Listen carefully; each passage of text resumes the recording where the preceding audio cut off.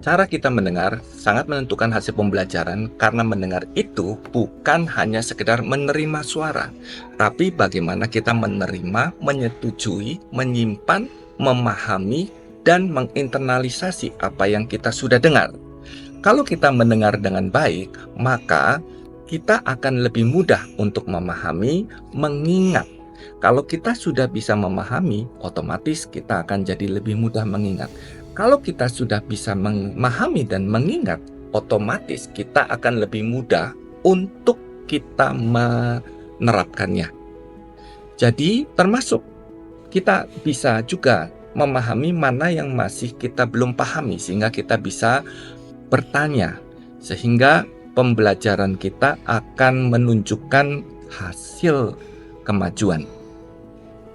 Sebaliknya, kalau Anda tidak memiliki cara mendengar yang baik, Anda akan mengalami yang namanya kesalahpahaman atau hilangnya informasi yang penting, sehingga ibarat puzzle, sudah banyak sekali potongan puzzle yang Anda sudah hilang, sehingga Anda tidak mendapatkan big picture dan pemahaman yang lengkap dan detail yang penting untuk Anda menunjukkan kemajuan dan keberhasilan di dalam bidang itu.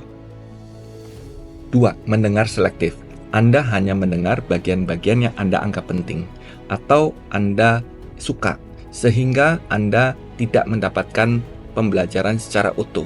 Mungkin karena hal itu Anda jadi sibuk sendiri, Anda terlalu sering meninggalkan ruangan pembelajaran, keluar masuk ruangan, sehingga Anda tidak bisa menerapkan strategi pembelajaran yang lengkap dan utuh, karena Anda meninggalkan bagian yang penting.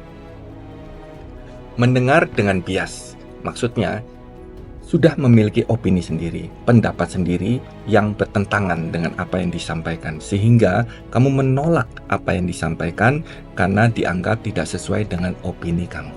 Sehingga kamu seperti sebuah gelas yang sudah terisi penuh, sehingga apa yang disampaikan tidak pernah masuk dan tidak pernah kita terima menjadi bagian dari sesuatu yang kita pelajari. Mendengar dengan distraksi, yaitu maksudnya kita mendengar sambil tidak fokus. Kita mungkin melakukan kesibukan yang lain, seperti kita melihat handphone, scrolling, kita berbicara dengan sebelah kita, atau badan dan pikiran kita memang ada di ruangan itu, tapi pikiran kita sedang tidak ada di sana, sehingga pembelajarannya sangat distraktif dan tidak bisa menangkap pembelajaran dengan efektif.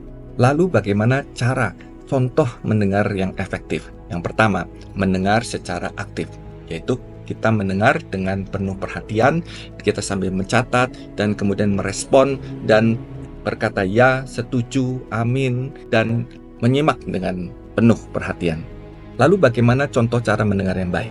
Contoh cara mendengar yang baik yang pertama adalah mendengar secara aktif, yaitu Anda dan saya mendengar secara fokus, penuh perhatian, dan mencatat dan memberikan respon yang tepat, yaitu dengan berkata setuju, kita take note hal-hal kunci, dan kita menyimak dengan penuh perhatian. Yang kedua, mendengar dengan pikiran yang terbuka, yaitu ketika Anda menerima informasi yang baru, bahkan berbeda dengan apa yang sudah Anda terima saat ini, Anda tidak langsung menolak, tapi Anda mendengarkan dengan pikiran yang terbuka. Yang ketiga, menyatukan diri dengan cara berpikir si pembicara. Ini yang poin yang penting, yaitu bagaimana Anda bukan hanya mendengar, tapi Anda berusaha memahami jalan berpikir si pembicara. Kenapa beliau berkata demikian? Anda berusaha memahami, Anda berusaha untuk mengerti. Jadi bukan hanya mendengar perkataan si pembicara. Anda berusaha menyatukan diri Anda dengan pikiran si pembicara. Yang keempat, mendengar dengan fokus penuh, yaitu bagaimana Anda mendengar dengan baik, Anda mencatat poin-poin penting, Anda bebas dari segala distraksi, dan yang paling penting, Anda betul-betul mengikuti pembelajaran secara utuh, baik secara fisik maupun secara pikiran. Anda betul-betul hadir dan siap menerima apa yang dipelajari pada hari itu. Jadi, mendengar yang baik adalah sebuah life skill dalam kehidupan yang sangat penting karena menentukan pembelajaran Anda apakah efektif atau tidak, dan menentukan hasil progresivitas yang nyata dalam hidup Anda. Jika Anda mendengar dengan baik, maka Anda akan memiliki progres yang tepat dan cepat dan nyata. Tapi jika Anda tidak mendengar dengan baik, maka Anda seperti membuang waktu untuk belajar sesuatu yang pada akhirnya tidak ada progres yang nyata dan terbukti. Jadi, sudah siapkah Anda mendengar dengan baik?